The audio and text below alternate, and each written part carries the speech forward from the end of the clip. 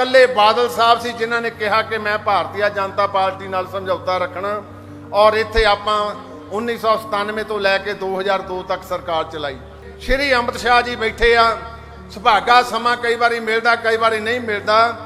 सरदार प्रकाश सिंह बादल होना दी इच्छा सी कि मेरे जिउंदे जी आ जिहड़े बंदी सिंह साडे बैठे आ 1984 तो बाद वाले उन्हां दी जरूर रिहाई दा रास्ता पद्धरा कीता जावे।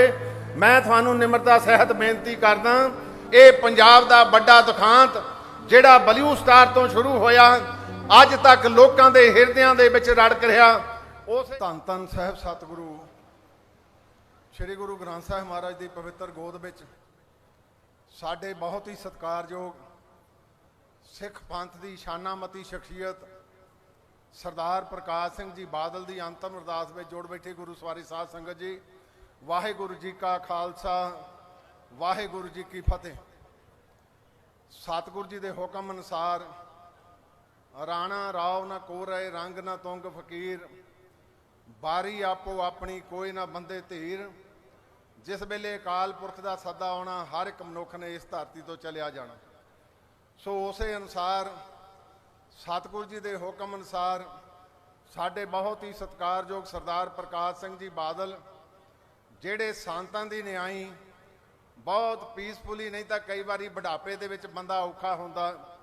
मैं कह सकदा कि जिस अंतिम समय नूं आपां अरदासां करदे हां गुरु की रजा अनुसार अपने स्वासां की पूंजी खत्म करके गए। मैं 2-3 मिनटे बोलना, फालतू नहीं बोलना बड़ा लम्मा। मैं एक दो निमरता सहित बेनतियां करनियां चाहुंदा। एक समागम सी साडे श्रोमणी गुरुद्वारा प्रबंधक कमेटी का अमृतसर विखे, मेरे को 1.5 घंटा लगातार बैठे रहे इकल्ले, तो मैं उन्हां नाल बहुत विचार साझे किए, उन्हें मेरे नाल भी बहुत विचार साझे किए जिहड़े अज सानूं सोचण की लोड़ है। सब तो पहला उन्हां दा सी कि मैं जिंदगी विच कदे कांग्रेस दे नाल समझौता नहीं कीता। मैं कांग्रेस दे हमेशा ही खिलाफ रहा। इस करके खिलाफ नहीं रहा कि मैनू कोई जाति सी, सिर्फ जमाती तौर पर क्योंकि पंथ दे उत्ते बड़े हमले होंदे रहे। मैं कांग्रेस दे नाल हमेशा ही भिड़दा रहा और उही उन्हें अंत तक अपने जीवन का एक बड़ा सिद्धांत रक्षित किया। दूसरा जिहड़ा साडे विच अज अलोप हो गया वो सिद्धांत सी निमरता का सिद्धांत कि ठंडे तो ठंडा, छोटे तो छोटा, बड़े तो बड़ा वर्कर आ गया। काका जी सरदार जी ते सरदार साहब कह के मुखातब होना, कदे उन्होंने गुस्से च नहीं सी तुसीं देखिया। इहो बड़ा कारण से कि ट्रमे दे नाल अज सारा मुल्क उन्हां दी विदायगी नूं जिहड़ा उहदा एहसास कर रहा।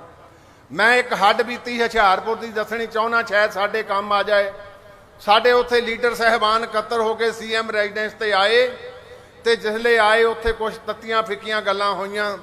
वो कहिंदे यारो मेरी गल सुनो, 1 वे ट्रैफिक चलाया करो, कोई एक्सीडेंट नहीं होंदा। असीं सारे हैरान हो गए भी 1 वे एक्सीडेंट किहड़ा होया। फिर असीं कहा जी हुण दस भी दिओ। कहंदे 2 वे ट्रैफिक जिसले चलाउने आ उसले कलूजन होंदा। इत्थों जिहड़ी गल सुनो इत्थे लै जाओ, इत्थों इत्थे लिआओगे तो फिर नुकसान होऊगा। असीं मिंटां चों गल समझ गए भी सरदार प्रकाश सिंह जी बादल तिन्हां दा हिरदा किड्डा वड्डा सी, जिहड़े समुंदर नूं समो के बैठे सी। छोटे तो छोटे वर्कर नाल मोह ते बड़े तो बड़े दे नाल प्यार वंडदे रहे। मैं थोड़ा समा तां पहलां लै लिया, भावें अज दा इह विशा नहीं, पर सरदार प्रकाश सिंह जी बादल चेते करो जिहड़े उन्हां दे हामी आ। 1997 दे विच शायद उदों बड़ा अकाली दल दा जोर सी, पर इकल्ले बादल साहब सी जिन्हां ने कहा कि मैं भारतीय जनता पार्टी नाल समझौता रखना और इत्थे आपां 1997 तो लैके 2002 तक सरकार चलाई। और उन्होंने ये इच्छा सी, मैं क्योंकि सत्कारयोग होम मिनिस्टर इंडिया के श्री अमित शाह जी बैठे आ, सुभागा समा कई बारी मिलता कई बारी नहीं मिलता। सरदार प्रकाश सिंह बादल होना दी इच्छा सी कि मेरे जिउंदे जी आ जिहड़े बंदी सिंह साडे बैठे आ 1984 तो बाद वाले उन्हां दी जरूर रिहाई का रास्ता पद्धरा किया जावे। मैं तुहानूं निमरता सहित बेनती करदा कि भावें आपां शरधा दे फुੱਲ भेंट कर रहे हैं, पर उन्हां दी इच्छा भी सी जिहड़ी उन्हीं 12 तो तुहाडे नाल रल के शुरू भी की। कुछ उन्हां दे विचों बूर भी पिया, पर कुछ रह गए। किरपा करियो, तुहाडे कोल गुरु ने हुण बख्शिश कीती आ। ये पंजाब दा बड़ा दुखांत ਜਿਹੜਾ ਬਲਿਊ ਸਟਾਰ ਤੋਂ ਸ਼ੁਰੂ ਹੋਇਆ ਅੱਜ ਤੱਕ ਲੋਕਾਂ ਦੇ ਹਿਰਦਿਆਂ ਦੇ ਵਿੱਚ ਰੜਕ ਰਿਹਾ। ਉਸੇ ਦੇ ਵਿੱਚ ਸਰਦਾਰ ਪ੍ਰਕਾਸ਼ ਸਿੰਘ ਜੀ ਬਾਦਲ ਦੀ ਇਹ ਚਾਹਨਾ ਸੀ ਕਿ ਮੇਰੇ ਜਿਉਂਦੇ ਜੀ ਇਹ ਜਿਹੜਾ ਕਾਰਜ ਆ ਇਹ ਵੀ ਪੰਥ ਦਾ ਫਤਿਹ ਹੋਵੇ। ਸੋ ਗੁਰੂ ਸਾਹਿਬ ਕਿਰਪਾ ਕਰਨ, ਤੁਹਾਨੂੰ ਸਮਰੱਥਾ ਬਖਸ਼ਿਸ਼ ਕਰਨ।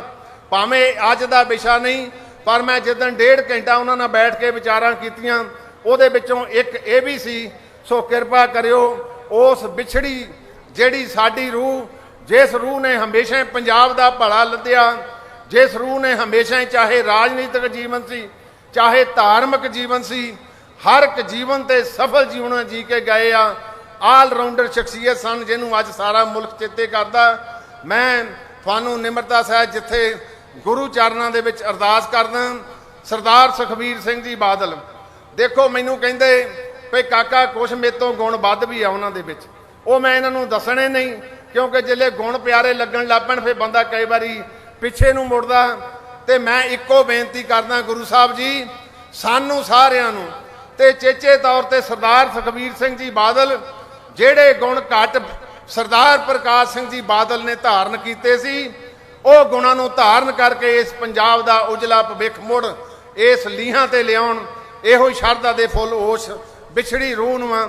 ਔਰ ਮੈਂ ਅੰਤ ਦੇ ਵਿੱਚ ਅਮਿਤ ਸ਼ਾਹ ਜੀ ਨੂੰ ਬੇਨਤੀ ਕਰੂੰਗਾ, ਕਿਉਂਕਿ ਆਪਾਂ ਬੈਠੇ ਇਸ ਕਾਰਜ ਲਈ ਸੀ, ਭਾਵੇਂ ਮੈਂ ਬਾਅਦ ਵੀ ਬੋਲ ਸਕਦਾ ਸੀ, ਤੁਹਾਨੂੰ ਚਿੱਠੀਆਂ ਵੀ ਪਾਈਆਂ, ਕੋਈ ਸਮਾਂ ਨਹੀਂ ਮਿਲ ਸਕਿਆ, ਨਾ ਇਹਦੇ ਕੋਈ ਵਿਵਾਦ ਦੀ ਅੱਜ ਗੱਲ ਨਹੀਂ।